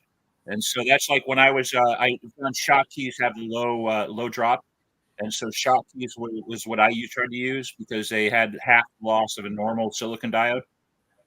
So the fewer diodes you use. So there's another way to handle the feedback being the wrong polarity is you can build a little pulse transformer and reverse the voltage of the pulse. And then you can dump it in and you don't end up with any of the diode voltage loss. You only have whatever you have for core loss. Well, you're saying build a second transformer to grab the flyback and then invert it back you again? can take a little transformer, and you can take a little, and you run the flyback through it, the back EMF, and then you can actually reverse the voltage of it. And it will reverse on its own because that's what it does, right? That's so smart. Yeah, that makes sense. Because it'll right, because you're taking the flyback, pulsing another coil, which will then again invert it by itself. You can also control it so that it doesn't have. I mean, it's still going to be you still need to have a diode in there. So you don't have DC original polarity. But you can dump it into an existing diode if you've got an existing diode head to get into your. You can work it out so that it doesn't have as much losses because you can also then tailor the IV characteristics of that pulse to what you're going to dump it into. I agree. Coils are more efficient at capturing the high voltage with a very quick current, and you can actually tailor that to dump out slower at a better voltage. It captures the reactive better, the coil, the reactive power. So does the capacitor, but the battery is probably not as good as a coil or a capacitor for that. Any kind of reactive power. I don't know if flyback is reactive power, though. Is it? Well, it's reactive power inside a coil. It's keeping that top end power. That's basically what, people put different names to it, right? And when the reactance happens in the coil itself, right? And that reactance is the back EMF, or? Well, it's the driving force of current. Right? I thought it was just the basic radiation of the coil. For example, I'm putting in the microamps of power from my battery into the system. And then I'm getting a charge up of current within the coil, which the reactance is responsible for the increased current. Because if I didn't increase the current, nothing would move forward. It would just die off. So it's basically the saturation level is the reactance. Yeah, you have to get the coil in saturation. It'll actually take sometimes within a minute to get up to full power to get that coil in full saturation. Now I enhance the reactance by dumping it through the transducers, and that even it increases the frequency of that flyback or reactance in the coil, actually gives it a boost. And I've done tests where I've been able to attach to transducers and take them off while it's running. And the second I put the transducers on, my light goes from dim to like super bright within an instant. So the transducers do enhance reactance in a coil. Yeah. I've proved it time and time again. Echo from somebody. I don't know who it is, and I'm having a really hard time following what's being said. Looks like a delayed echo about a few seconds late. Yeah, it could be the connection. It could be my connection. And I've had problems with it lately. I got to step away for a minute. I'll be right back. All right. So we have it's a different Gerald. Okay. Yeah, that's what I was thinking. Yeah. I was thinking it was normal Gerald that I always see. That's all right. I haven't seen him before, so it's good to have a new face on once in a while. Yeah. It sounds like he's been working with the flyback a lot. Yeah. Yeah. I'm concentrating on the power cell right now. It's kind of good to step away from some projects after a while and just it's funny how that flyback epiphany hits people, and as soon as it does, you're like in the rabbit hole. Yeah, that's when that opens up. Do you have a capacitor at home, Mike? Yeah, I got several. Oh yeah, where do you buy that? I usually get mine either at the Surplus. There is a Surplus place in Toronto. This guy has been around for like 40 years, and it's like wall to wall crap everywhere. Crap on the floor, crap on the walls. Like it's a logistics nightmare just walking through this place, which is awesome. Sounds cool. He's got stuff in there that must be back from the 1940s. Like I'm talking signal generators that are tube generators. Actually, I got one in the car right now that's mid 1940s. It's an excellent condition. A friend of mine picked it up and gave it to me. Oh, cool. It's like Radio Shack on steroids. Oh, this place sounds awesome. It's heaven. This place, it's heaven. Every time I go in there, I'm Radio just like, warehouse. Where do I even start? Where do I even start? God, I need one of those guys. He's got motors. He's got transformers like as big as a kitchen table. He's got speakers, satellite dishes, all the kind of cables you can imagine, like everything.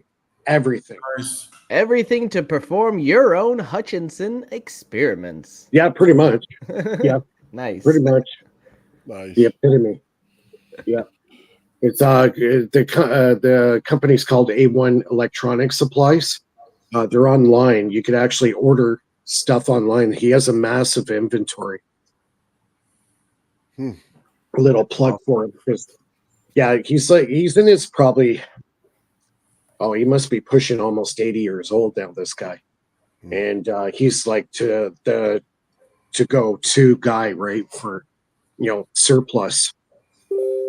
So yeah, you can check it out. A1 Electrical Supply. They're based out of Etobicoke, Ontario. But I go there every now and then to get big capacitors or motors or whatever, wire, neodymium magnets, reed switches, like the old vacuum tube reed switches. You can get that there. Does he have SMA to coaxial adapters and does he have adapters of any type? Everything. Wow. Any kind of coax you can imagine, he's got it. Is it a big store? Yeah, I would say probably about 6,000 or 7,000 square feet. Oh yeah. Yeah. You call it a one electric store? A1 Electronic Supplies. Oh. They're in Etobicoke, Ontario, Canada, or Toronto. Probably Toronto, yeah, Greater Toronto, yeah. It takes about 45 minutes for me to get there from where I live, but yeah, he's pretty much got every electronic thing you can freaking imagine. Nice. And old stuff too. Like he's got old signal generators from the 40s. What else? Oscilloscopes, all the old tubes oscilloscopes. The old ones with the green light and everything. He's got those. Is it A1 parts? Yeah. The website? Yeah. That's it there. Yeah, he's massive. He's got, well, you could check his listings out. He's got everything. Yeah, nice. So he does do delivery. You can purchase online and yeah. That's cool. Yeah, like I wish there was something like that in Montreal, but it's all like the source all over the place. Yeah, I know. Even Best Buy and no, they just don't have that stuff. We have another one. There's another place that's a pretty big place. It's called Sale Electronics. They're like what Radio Shack used to be like 30 years ago. Yeah. But bigger. Like the store size was probably twice or three times the size. So cool. I would love just to have a regular Radio Shack near me. Something I can go to and they just have normal stuff so I can get it. Yeah. Well, the places I have, I'm actually pretty fortunate to have them because they got a lot of big inventories, right? So yeah, I'm actually kind of lucky. What's I love the Radio Shack in the United States are still okay, but in Canada they changed to the source, and they only sell cell phones. Yeah, it's junk. There's fries I like in California also. The fries They closed them. they closed them. Oh yeah, Yeah.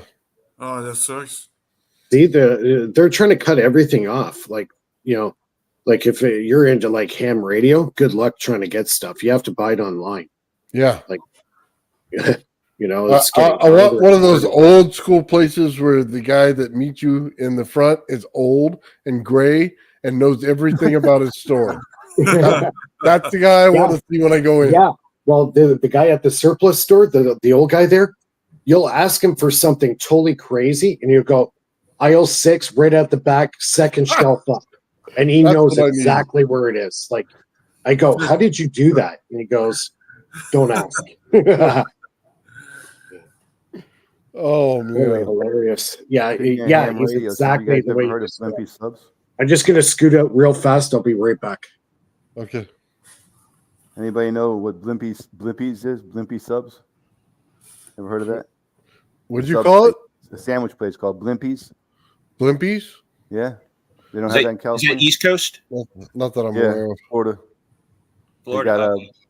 They used to have a Blimpies where I live, and it was the best sandwiches, better than Publix. And that shut down like 8 years ago. Haven't seen Blimpies Yeah, anywhere. Blimpies, I heard of them. Did they shut down In and Out in California or? You know what? There's It was still a bunch of nationwide. them out here. Just in that one little area that they were talking about. They shut them down in the ghetto, is what they did.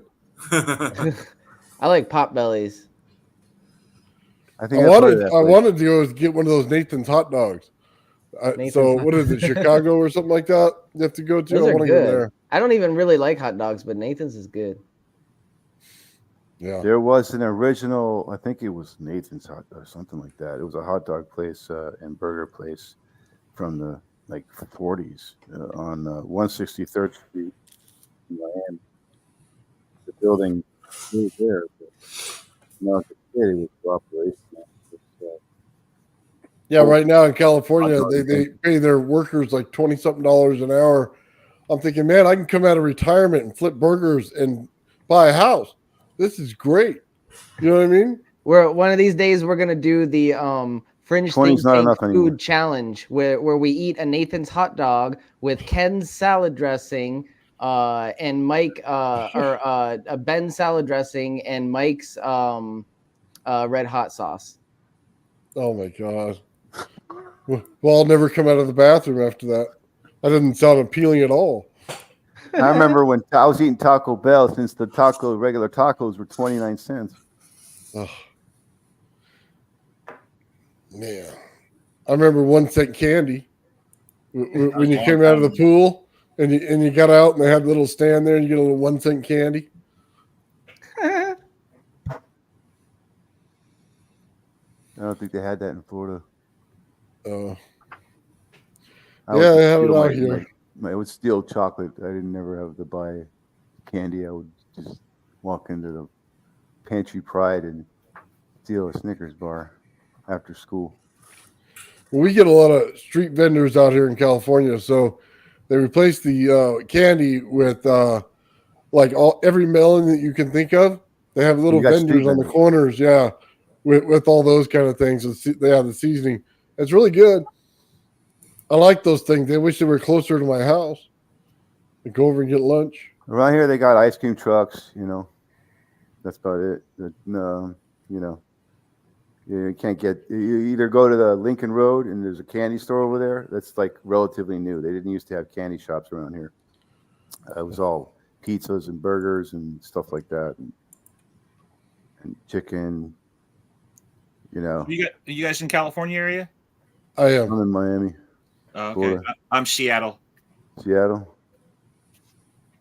Nathan, you're in California. California, that's right. But what part of California?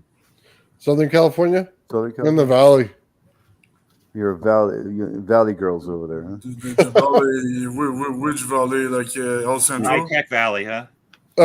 Yeah, like San Bernardino Valley, stuff like that. Yeah. I've never Oh, been to so- California. I want to go. Yeah, about 45 minutes out of San Diego. Okay. Before Nancy Pelosi completely destroys it. Oh, wanna visit Northern Cal. She's in Northern California. She's a mess.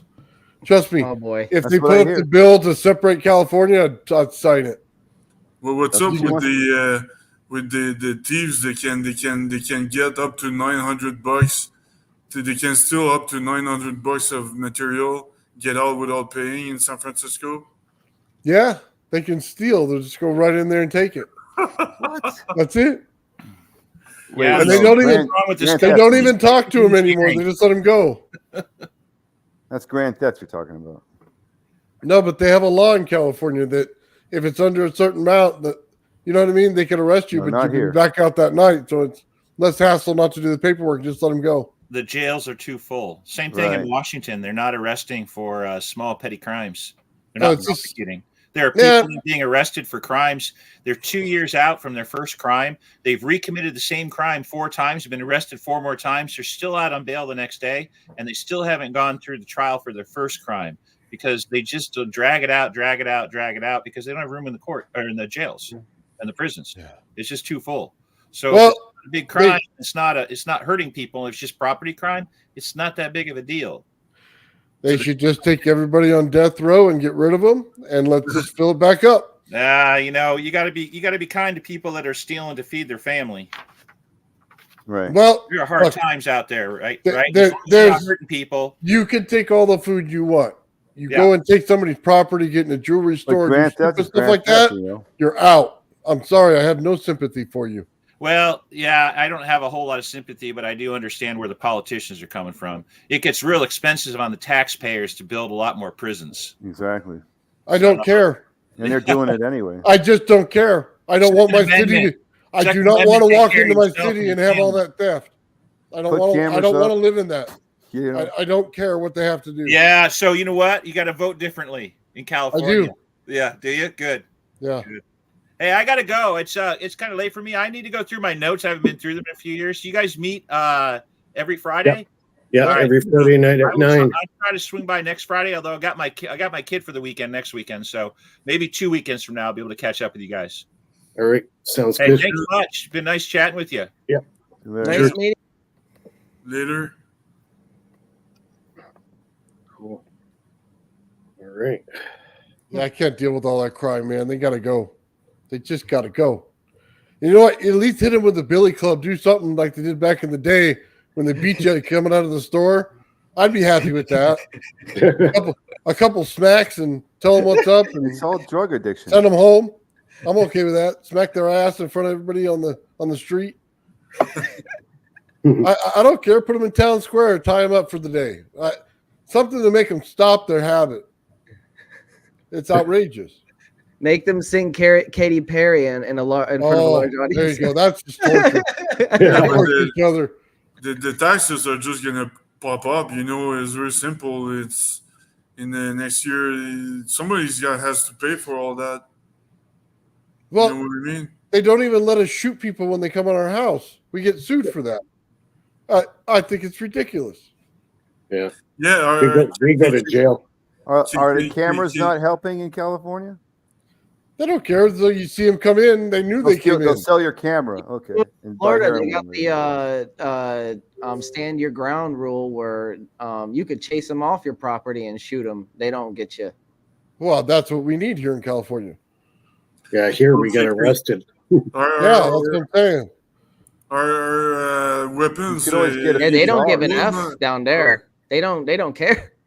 What weapons are legal? It's just the prosecutors turn on you instead of the criminal.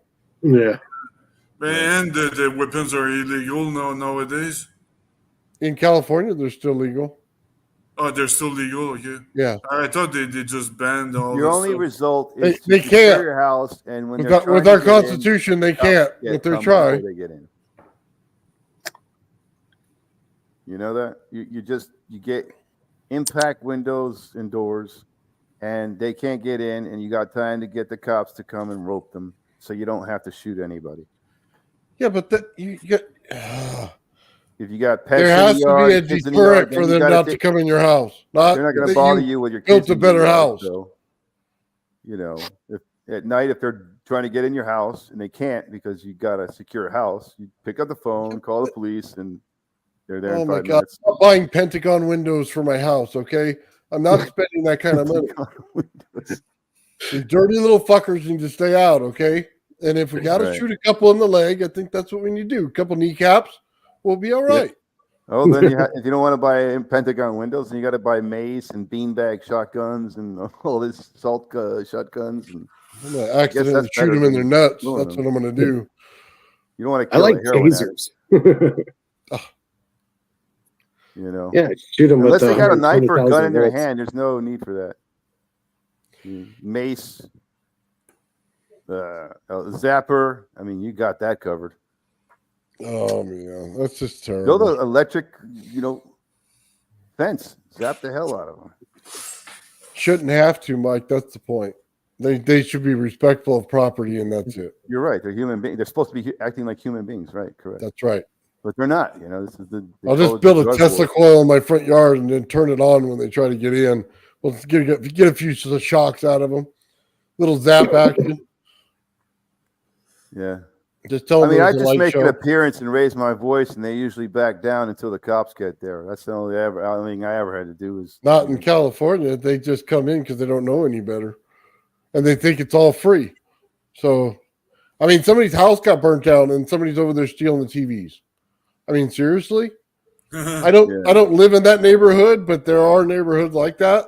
My neighborhood's like all Republican neighborhood, so there's a bunch of big lifted trucks and stuff like that, and everybody's got a gun. So they generally the crime's down over here, and the cops think that way. In other parts of California, you go there and you'll end up walking in your underwear because they will literally rob it right off your back as you're walking.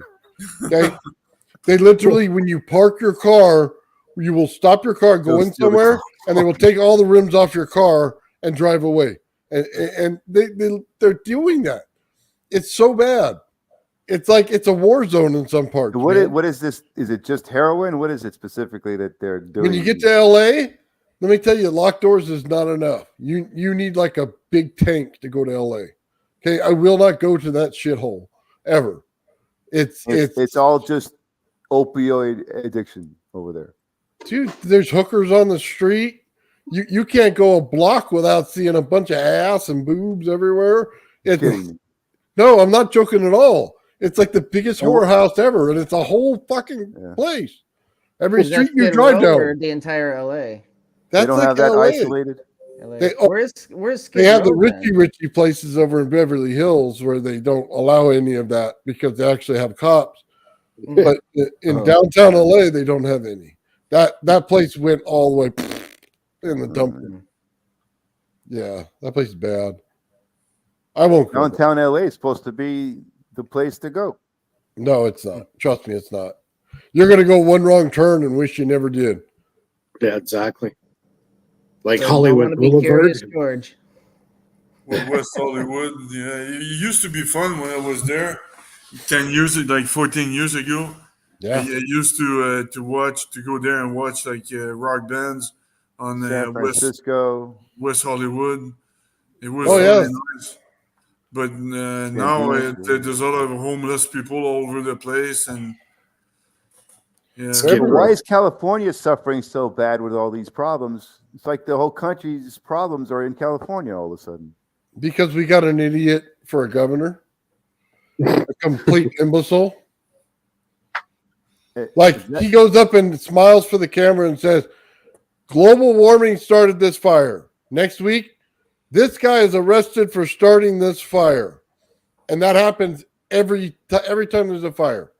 They'll tell you global warming did it, and then he'll arrest somebody. Distractions, right? He's not. He's gonna use somebody to blame put all the blame on.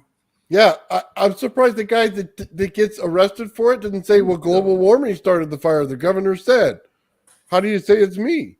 I mean, Governor used to be Arnold. No, who was the governor now? Gavin Newsom, Yeah. the one with the shiny teeth. Yeah. How long hasn't been there? Oh, I've been here my whole life, so 48 No, but years. him. How was it how during long Arnold? has he been governor? He's been here, I think, 4 or 6 years, something like that. And we tried to get rid of him, and then the Democrats did the same stupid thing and let him back in. Wait, who's the governor of California right now? Gavin Newsom. Oh, Newsom. We all signed a petition to get rid of him, and then the Democrats just go, "Oh, well, we're pretty stupid. We'll just go ahead and keep him." Yeah, they overrid the majority will. No, we don't have a democracy. You know why? He goes, "Well, we had a surplus in our money, so he sent out like a couple $100 checks to people to buy their vote." Yeah, no, so they could stop breaking in your house for a little bit and buy heroin. Oh, rigged. These people don't learn. How was things these during Democrats Arnold's don't learn. term as governor? Were you there when Arnold was governor? Yeah. Arnold, how was it? It was good. It was normal. Good. Everything was clean. He kept everything running. You know what I mean? Because he told the cops what to do and all. Right. It wasn't Simple. bad at all.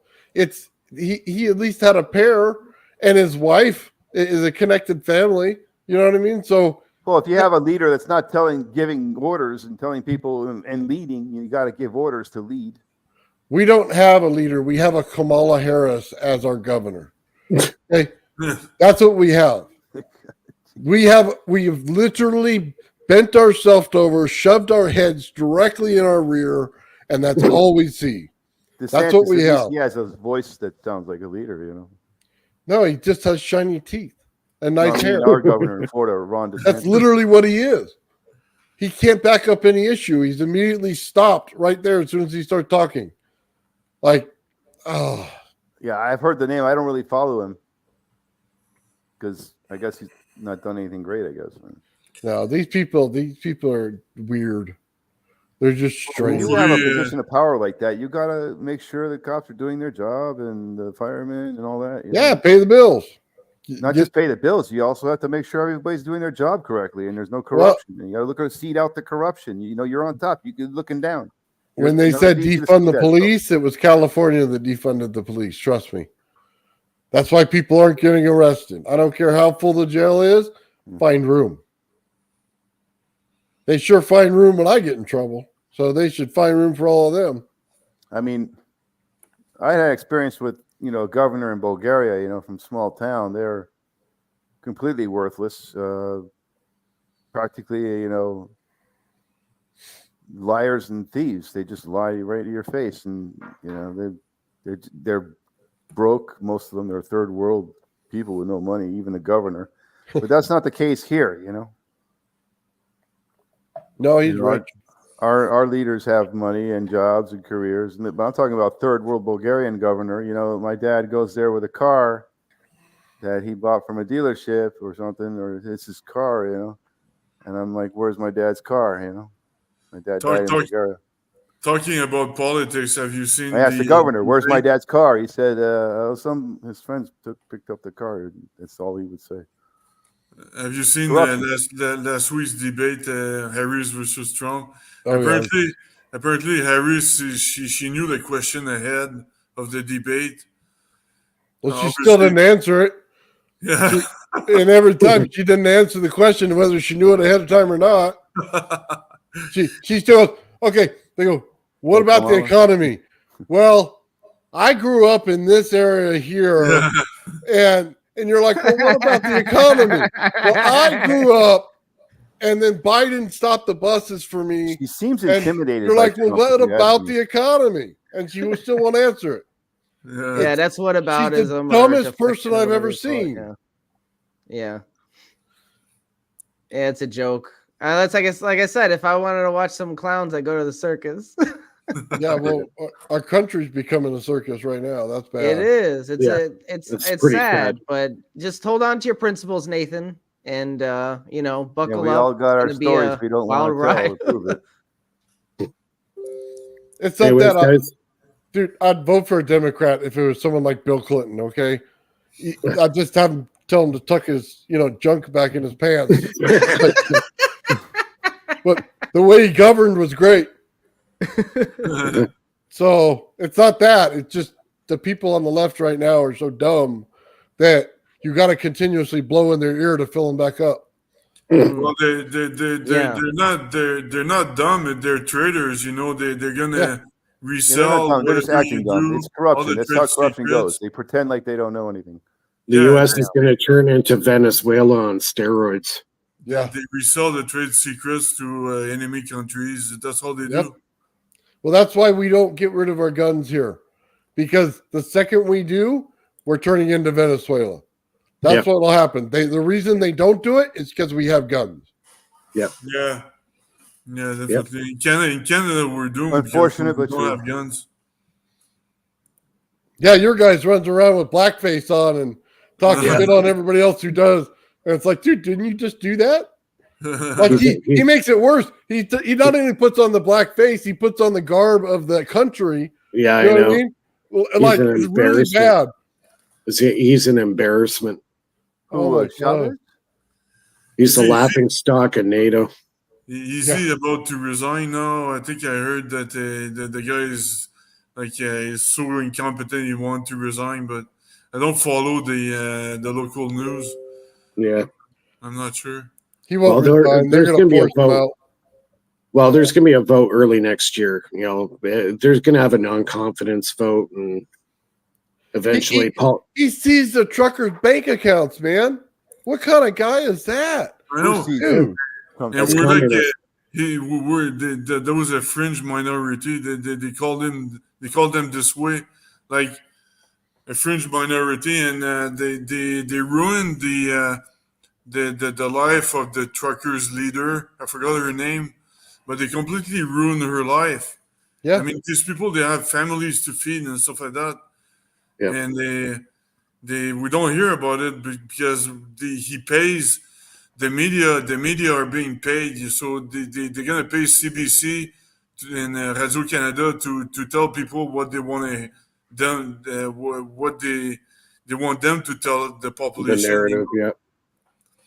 The narrative. So It's the same in the U.S. too. Yeah, Oh, yeah. They're all paid. They're all Yep. shills. they all Even the ones that's supposed to be on your side aren't. they're all traitors. I hate these people. They should be executed for treason. Yeah, exactly. Yeah. Anyways, guys, it's 11 o'clock. I have to get up early tomorrow. I'm sure everybody's tired from a long week. And we'll be here again next Friday night at 9 o'clock Eastern. Don't forget to tune into Nathan's podcast and Ben. They do a lot of shows throughout the week.